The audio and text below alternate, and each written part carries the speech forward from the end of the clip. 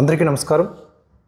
ఈరోజు కర్ణాటకలోని మైసూరు నగరంలో గల శ్రీ గణపతి సచ్చిదానంద స్వామి వారి ఆశ్రమంలో ఉన్నాం. దత్తపీఠము అంటారు కదా, అక్కడ ఆ పవిత్రమైనటువంటి క్షేత్రంలో ఉన్నాము. ఇక్కడ విశ్వవిఖ్యాత కార్యసిద్ధి ఆంజనేయ స్వామి ఆలయంలో ఉన్నాం. ఎంతటి విశిష్టమైనది, ఎన్ని విశేషాలు కలిగి ఉన్నది అనే దానికి ఇక్కడ మనతో పాటు గురువు గారు సంతోష్ కుమార్ గణపతి గారు ఉన్నారు. వారిని అడిగే తెలుసుకుందాం. చాలా చాలా చక్కటి విషయాలు తెలుస్తాయి. ఎప్పుడు కుదిరినా కూడా ఈ క్షేత్రానికి మీరు తప్పకుండా రావాలి అనేలాగా ప్రేరేపిస్తాయి.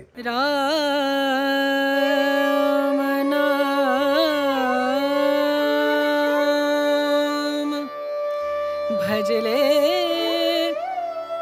రామ నామ సుఖధామ, భజలే రామ నామ సుఖధామ, భజలే రామ నామ సుఖధామ.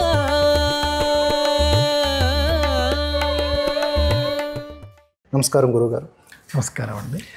ఇక్కడ ఈ కార్యసిద్ధి ఆంజనేయ స్వామి ఆలయం సంబంధించి ఎన్నో గొప్ప గొప్ప విషయాలు తెలుస్తూ ఉన్నాయి.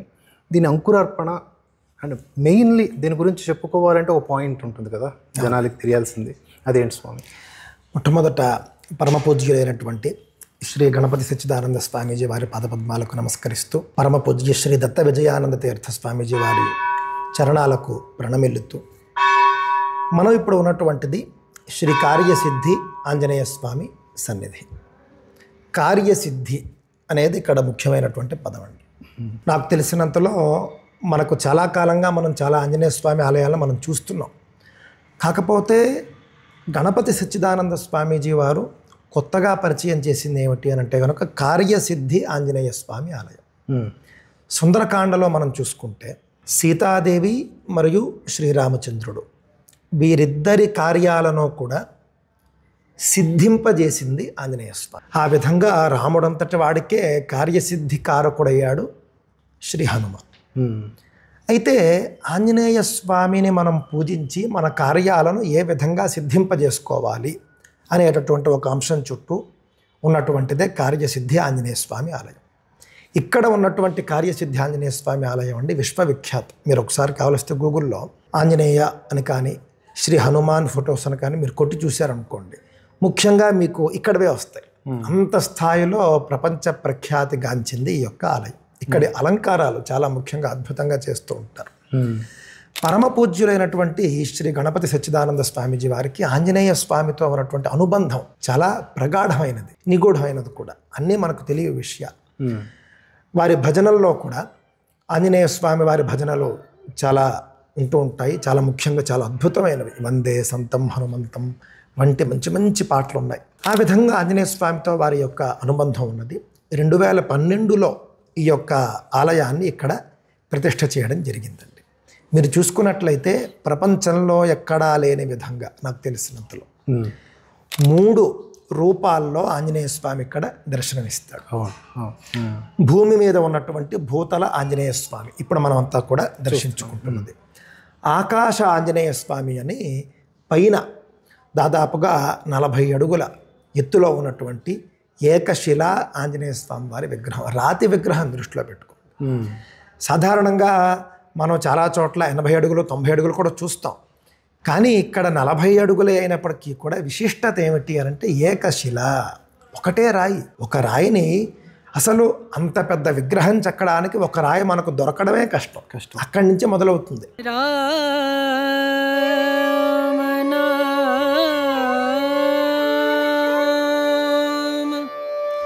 భజలే రామ నామ సుఖధామ, భజలే రామ నామ సుఖధామ. దొరికిన తర్వాత ఏ మాత్రము కూడా చెక్కు చెదరకుండా ఆ విగ్రహాన్ని చెక్కాలి. చెక్కిన తర్వాత ఒక చోట చెక్కి ఇక్కడికి తీసుకురావాలి. తీసుకొచ్చిన తర్వాత ఇక్కడ ప్రతిష్ఠ చేయాలి, నిలబెట్టాలి. భూమి మీద అనుకోండి నిలబెట్టడం కొంత సులభం కావచ్చు దాంతో పోలిస్తే. కానీ ఇక్కడ నిలబెట్టింది ఆకాశంలో, అంటే పై ఫ్లోర్లో. ఆ రోజున నేను ఇక్కడే ఉన్నాను, మొత్తం అంతా కూడా చూడడం జరిగింది. వేలాది జనం 40 అడుగుల ఎత్తు ఉన్నటువంటి రాతి ఏకశిల ఆంజనేయ స్వామి విగ్రహాన్ని ఎంత కష్టపడి ఎంత శ్రమతో నిలబెట్టారు అనేది చూసిన వాళ్ళకి తెలుసు. ఏకశిలా విగ్రహం. మీరు చాలా విగ్రహాలు చూడండి, హైవేల్లో మనకు కనిపిస్తూనే ఉంటాయి, అన్ని సిమెంట్తో చేసినవి చాలా మటుకు. కానీ ఇక్కడ అలా చేయలేదు స్వామివారు, ఏకశిలా విగ్రహంతో చేద్దాం అనుకున్నారు. ఆంధ్రప్రదేశ్లో ఉన్నటువంటి ఆళ్లగడ్డ మనందరికీ తెలుసు, శిల్పాలకు చాలా విఖ్యాతిగాంచినటువంటిది. అక్కడి శిల్పులు ఈ విగ్రహాన్ని అక్కడ చెక్కి అక్కడి నుండి ఇక్కడికి తీసుకొచ్చారు. గ్రేట్. ఎన్ని వందల టన్నులు ఉంటుందో మనకి తెలియదు, చాలా బరువు.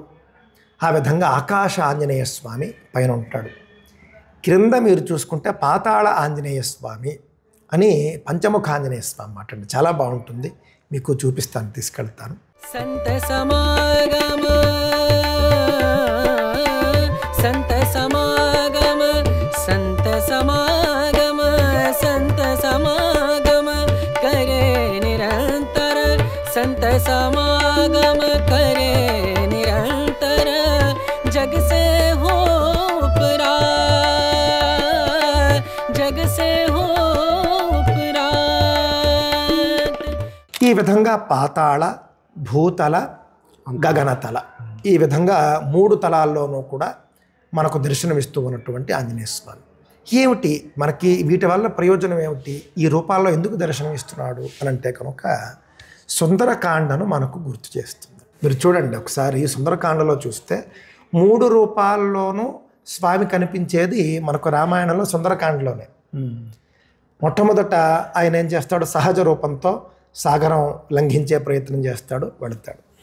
లంకలో ఎవరికీ కనిపించకూడదు అనే ఉద్దేశంతో అంగుష్ట మాత్రంగా చాలా చిన్న రూపాన్ని తీసుకుని ఆయన తిరుగుతూ ఉంటాడు. ఆ విధమైనటువంటి చిన్న రూపం మనకు కింద ఉన్నటువంటి పాతాళ ఆంజనేయ స్వామి రూపం, చిన్న రూపం. ఆ తర్వాత సీతమ్మ వారిని చూసిన తర్వాత రావణాసురుడు వచ్చి సీతాదేవితో మాట్లాడి వెళ్ళిపోయిన తర్వాత తన సహజ రూపంతో, సాధారణ రూపంతో సీతమ్మ వారు ముందు నిలబడి ఆయన మాట్లాడతాడు. అదే మనకు కనిపిస్తూ ఉన్నటువంటి భూతల రూపం, అంటే సహజ రూపం అని అర్థం. ఆ తర్వాత అక్షకుమారుడు అని ఒక ఆయన, రావణాసురుడి కొడుకు, వాడితో యుద్ధం చేస్తాడు ఆంజనేయ స్వామి. ఆ సందర్భంలో వీళ్ళిద్దరూ గగనంలో యుద్ధం చేసుకుంటారు, ఆకాశంలో జరుగుతుంది యుద్ధం, చాలా భీకరమైనటువంటి యుద్ధం జరుగుతుంది. ఆ విధంగా 3 సందర్భాల్లోనూ ఆంజనేయ స్వామి ఉంటాడు. కొన్ని రామాయణాల్లో మనకు మహిరావణుడు అని ఒక ఆయన ఉంటాడు, పాతాళంలో వెళ్ళి దాక్కోవడం, వాడిని వెళ్ళి స్వామి సంహరించి రావడం, ఇదంతా కూడా మనకు కనిపిస్తుంది. ఈ 3 రూపాలు స్వామీజీ పెట్టారు అంటే 3 ఘట్టాలు మనకు గుర్తు చేయడం కోసం. మీరు పురాతన కాలంలో చూసుకుంటే శిల్పాలు, ఆలయాలు, గోపురాలు ఉంటాయి, వాటి మీద చెక్కేటటువంటి శిల్పాలన్నీ కూడా మీకు మన చరిత్రను గుర్తు చేస్తాయి, మన పురాణాలను, ఇతిహాసాలను గుర్తు చేస్తాయి. అదే లక్ష్యంతో పూజ్య స్వామీజీ వారు కూడా 3 రూపాలను పెట్టారు. 3 రూపాల యొక్క విశిష్టత ఏమిటి అని అడిగితే కనుక మనం ఇది చెప్పవలసింది. సుందరకాండలో 3 రూపాల్లోనూ స్వామి దర్శనమిచ్చాడు, 3 రూపాల్లోనూ కూడా ఆయన కార్యములను సాధించాడు. గొప్ప రూపం అక్షకుమారుడితో యుద్ధం చేసిన సందర్భం కంటే కూడా ఒక మంచి రూపం ఒకటి ఉంటుంది. ఆయన సాగర లంఘన చేస్తూ ఉంటాడు, చేసే సందర్భంలో ఒక సురస అని ఒక రాక్షసి ఉంటుంది. సురస అనే రాక్షసిని దేవతలు పంపిస్తారు. ఈ ఆంజనేయ స్వామి ఎంత కార్యసాధకుడో పరీక్ష చేద్దాము. రావణాసురుడిని సంహరించడం అంటే చిన్న పని కాదు, అది చాలా పెద్ద పని, దేవకార్యం. అది సాధించగలిగేంత శక్తి ఈయనకుందా లేదా అని దేవతలు పరీక్షిద్దాం అనుకుంటారు. అనుకుని సురస అనే రాక్షసి నిన్ను మింగేస్తాను అని ఆంజనేయ స్వామిని అంటుంది. సాధారణంగా కొంతమంది ఉంటారండి, వాళ్ళని తగవుల మారులు అంటారు. ఎవడు కనిపిస్తే వాళ్ళతో గొడవ పెట్టుకుని వెళుతూ ఉంటారు కొంతమంది. కానీ ఆంజనేయ స్వామికి బలము, బుద్ధి అన్నీ ఉన్నప్పటికీ కూడా కనిపించిన ప్రతివాడితోనే గొడవ, కనిపించిన ప్రతివాడిని చంపేయడం లాంటివి లేవు. సురస అంశంలో స్వామి చాలా సూక్ష్మంగా ఆలోచిస్తాడు. దేవతలు సురస అనేటటువంటి ఒక రాక్షసిని పంపిస్తారు. ఆ రాక్షసి నిన్ను మింగేస్తాను అంటుంది. మింగేస్తాను అంటే మింగు చూద్దామని ఒకరికొకరు పోటీగా వాళ్ళ శరీరాలను పెంచుకుంటారు. సురస పెంచుతుంది, ఆంజనేయ స్వామి పెంచుతాడు. అలాగా ఆకాశంలో ఇద్దరివి భారీ కాయాలు, చాలా పెద్ద శరీరాలు ఉంటాయి ఆకాశంలో. అప్పుడు టక్కని స్వామి ఏం చేస్తాడంటే ఈయన అంగుష్ట మాత్రంకి మారిపోతాడు. మారిపోయి మింగుతాన్నావు కదా, మింగేసేయని ఆయనే సురస నోట్లోకి వెళ్ళి బయటకు వచ్చేస్తాడు. మింగుతానన్నావు, అయిపోయింది కదా అంటే బ్రహ్మదేవుడు ఇచ్చినటువంటి వరం అవన్నీ కూడా మళ్ళీ అక్కడ వస్తాయి. ఆ విధంగా ఆకాశంలో అత్యధికమైనటువంటి భారీ కాయంతో స్వామి దర్శనం ఇస్తాడు. అదే మనకి ఇక్కడ పైన కనిపిస్తూ ఉన్నటువంటి ఆకాశ ఆంజనేయ స్వామి, భూతల ఆంజనేయ స్వామి, పాతాళ ఆంజనేయ స్వామి. ఇక్కడ మీకు ముఖ్యంగా కార్యసిద్ధి ఆంజనేయ స్వామి అని చెప్పడానికి కారణం ఏంటంటే పూర్ణఫల దీక్ష. పూర్ణఫల దీక్ష అనేది ప్రపంచానికి పరిచయం చేసింది పూజ్య స్వామీజీ వారే మొట్టమొదటిసారిగా. ఏమిటి పూర్ణఫల దీక్ష అని అంటే,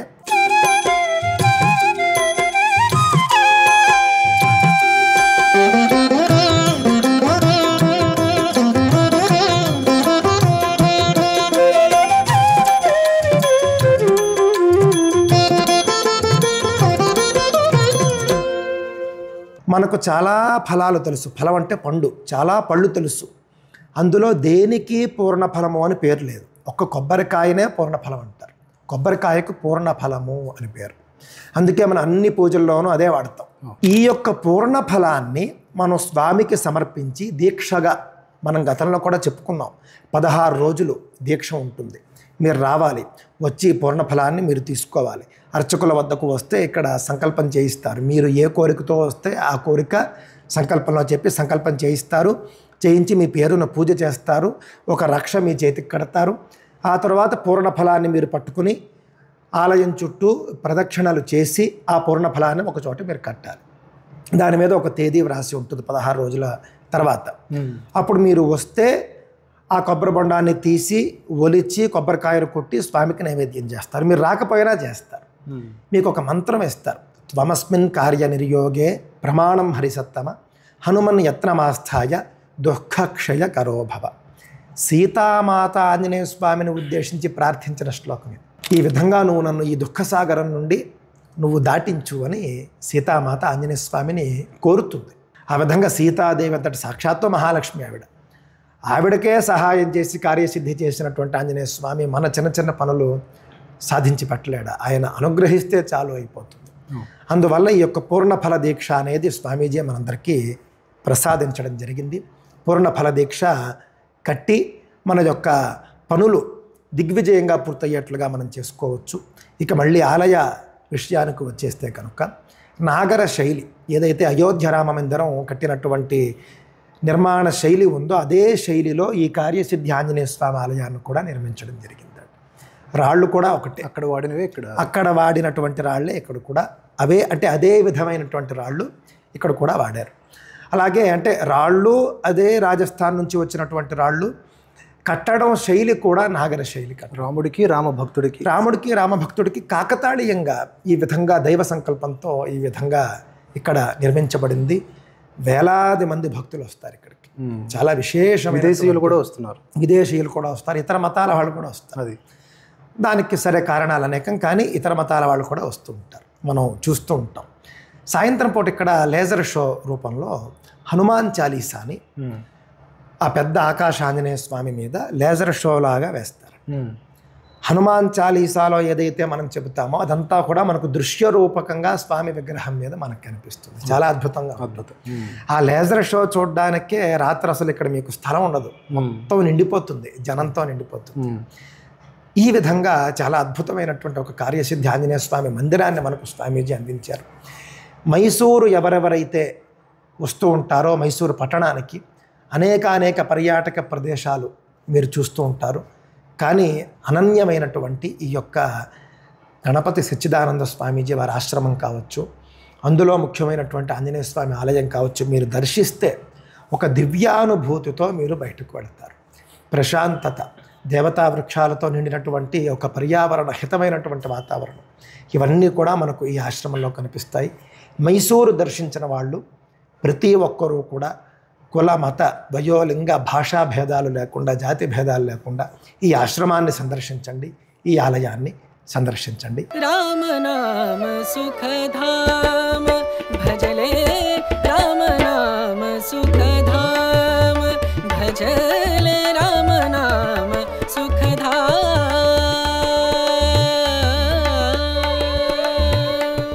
అదే స్వామి, ఏంటంటే మన స్వామీజీతో మనం మాట్లాడుతున్నప్పుడు ఆయన కొన్ని విషయాలు చెప్పారనమాట. అంటే వారు మాట్లాడుతున్నప్పుడు హనుమంతుడి గురించి కళ్ళల్లో నీళ్లు తిరుగుతూ ఉన్నాయి. అలాగే ఎలా అతనికి ఈ సంకల్పం వచ్చింది అంటే అమ్మవారు చెప్పిందని చెప్పారు. అంటే తన భక్తులకి ఆటంకం కలిగించేవాడు కావచ్చు, లేదా దుష్టులు కావచ్చు, ఈ లోకాన్ని పీడించేవాళ్ళు, వాళ్ళు పాతాళ లోకంలో ఉన్నా, భూలోకంలో ఉన్నా, ఏ లోకంలో ఉన్నా నా నుంచి తప్పించుకోలేరు, నా దెబ్బ పడాల్సిందే అనేలాగా, అంతే. అంటే అద్భుతంగా ఇక్కడ ఎంతో గొప్ప సందేశం ఇచ్చేలాగా ఈ ఆలయం మనకి కనిపిస్తుంది. అందులో స్వామివారు కూడా అలాగే మన వైపు చూస్తూ ఉన్నారు.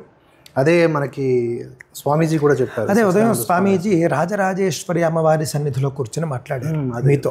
ఇక్కడ రాజరాజేశ్వరి అమ్మవారి ఆలయం కూడా చాలా భవ్యంగా ఉంటుంది. దత్తాత్రేయుడు ఉంటాడు, అలాగే 2000 సాలగ్రామాలతో కూడినటువంటి హరి సన్నిధి. ఈ విధంగా ఇది హిందూ ధర్మం లోపల ఉన్నటువంటి విభిన్న మతాల సమాహారం. అవును. ఎందుకంటే మనం ఎప్పుడూ కూడా హిందుత్వాన్ని మతం అనం, ఎందుకంటే మతం లోపల మతాలు ఉండవు, కానీ హిందూ ధర్మం లోపల మతాలు ఉంటాయి. అందుకని ఇది ధర్మం. ఇందులో మతాలు అద్వైతము, ద్వైతము, విశిష్టాద్వైతం ఇవన్నీ ఉంటాయి. జైన బౌద్ధాలు ఇవన్నీ ఇటు నుంచి వచ్చినవి. ఆ విధంగా స్వామి హిందూ ధర్మంలో అన్ని మతాల సమాహారంగా దత్తపీఠాన్ని తయారు చేశారు. చాలా అద్భుతంగా ఉంటుంది. ఉదయం వారు చెప్పడం కూడా అమ్మవారి యొక్క శక్తితో ఆంజనేయ స్వామి ఏ విధంగా, అంటే అమ్మవారంటే ఎవరు అక్కడ, మళ్ళీ సీతా అమ్మవారే. మహాలక్ష్మి, పార్వతీ వీళ్ళల్లో అభేదం లేదు. ఆ విధంగా సీతాదేవే శక్తినిచ్చి చేయించుకుంది. ఆవిడే మనం చూసుకుంటే కనుక రకరకాల అవతారాల్లో రాక్షసుల్ని సంహరించింది. రక్తబీజుడిని సంహరిస్తుంది అమ్మవారు. ఆ సందర్భంలో రక్తబీజుడు రాక్షసుడు యొక్క విశిష్టత ఏంటంటే, వాణ్ణి మీరు చంపే ప్రయత్నంలో కత్తితో కోసారనుకోండి, ఎన్ని చుక్కలు నేల మీద పడితే అంతమంది రక్తబీజులు మళ్ళీ వస్తారు. ఆ విధంగా అసలు రక్తబీజుడిని చంపడం అసాధ్యమేమో అన్నట్లుగా ఉంటుంది. అప్పుడు అమ్మవారు భద్రకాళి రూపాన్ని ధరించి ఆవిడ నాలుకను చాలా పెద్దగా ఆవిడ చేసి రక్తబీజుడిని చంపినప్పుడు ఒక్క రక్తం చుక్క కూడా క్రింద పడకుండా ఆవిడే నాలుక మీద మొత్తం తీసుకుని రాక్షసుడిని సంహరిస్తుంది. అక్కడ స్వామివారు చెప్పింది ఏంటంటే, రక్తబీజుణ్ణి చంపడం, రక్తం తాగడం ఇది కాదు మనం చూడవలసింది. ఆవిడ రక్తం కింద పడకుండా చూసింది. రక్తం త్రాగింది అని కాదు అక్కడ ఉద్దేశం. ఆవిడకి ఎందుకు రక్తం? ఆ రాక్షసుడిని చంపాలి, అనేక దైవ కారణాలు ఉంటాయి. ఆ రాక్షసుడికి ముక్తి కూడా ఇవ్వాలి. వాడు చేసినటువంటి పాపాలన్నీ పండిపోయాయి. ఇంకా వాడిని సంహరించి ముక్తి ఇవ్వవలసినటువంటి అవసరం ఏర్పడింది. తల్లి బిడ్డను చేర్చవలసిన చోటికి ఆవిడ చేర్చింది అని. ఆ విధంగా అమ్మవారు సీతాదేవి స్వరూపంలో అనుగ్రహించి ఆంజనేయ స్వామితో పనులు చేయించింది. దీనికి మనకు ఆధారం ఏంటంటే, చిట్ట చివరిలో మనం చూసుకుంటే రామావతారం, రామ పట్టాభిషేక సమయంలో ఆంజనేయ స్వామికి సీతామాతే వరం ఇస్తుంది.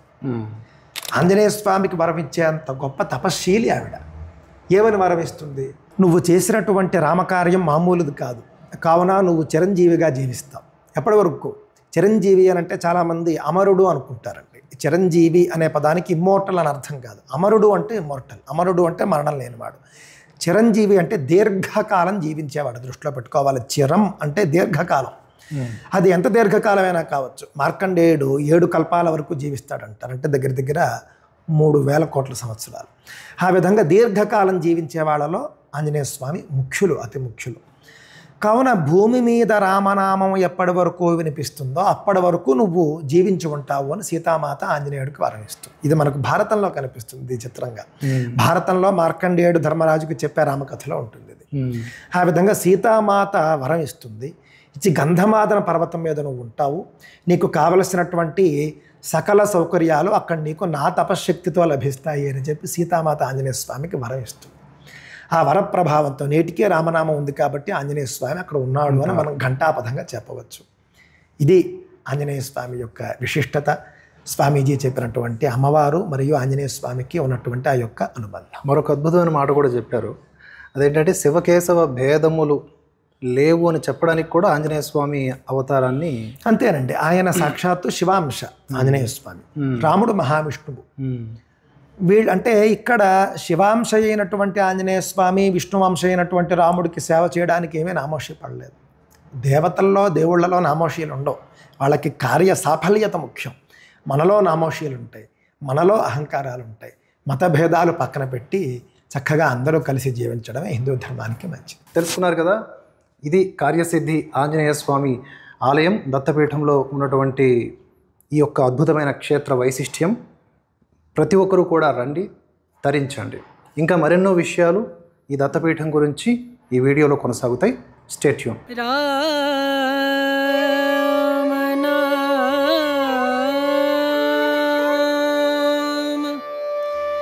भजले राम नाम सुखधाम भजले राम नाम सुखधाम भजले राम नाम सुखधाम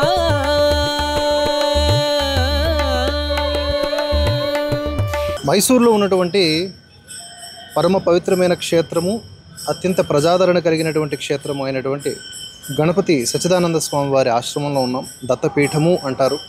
ఇక్కడ కార్యసిద్ధి ఆంజనేయ స్వామి గురించి ఎన్నో విషయాలు తెలుసుకున్నాం కదా. ఇక్కడ మనకి చెప్తూనే ఉన్నారు ఉన్న వాళ్ళంతా కూడా, కేవలం మన భారతీయులే కాదు విదేశీయులు సైతం ఇక్కడికి వస్తూ ఉంటారు, వచ్చి తమ కోరికలను నెరవేర్చుకోవడానికి అని చెప్పి ఆంజనేయ స్వామిని ప్రార్థిస్తారు. ఆ ప్రాసెస్ అంతా కూడా మీకు చెప్పాం. ఇక్కడ మనతో పాటు వియత్నాం సోదరీమణులు ఉన్నారు. వారితో మాట్లాడి అసలు ఏ విధంగా వీరికి దీని గురించి తెలిసింది, మన అప్పాజీ స్వామి వారు ఏ విధంగా పరిచయం అయ్యారు, ఇవన్నీ కూడా అడుగుదాం. నమస్కారం ఆల్. నమస్కారం. Thanks for coming to Bharat first of all. We're very honored to be here today. Today Appaji's birthday. That's why we're so happy. My first question is how you came to know about this ashram? It is actually a very rare blessing for us. I was the first to came to ashram, and we all agree it is not something random. First time. We all feel this is our, for me, maybe the 5th time. Okay.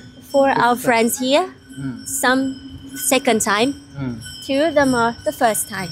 Okay, great. And we all have the same feeling.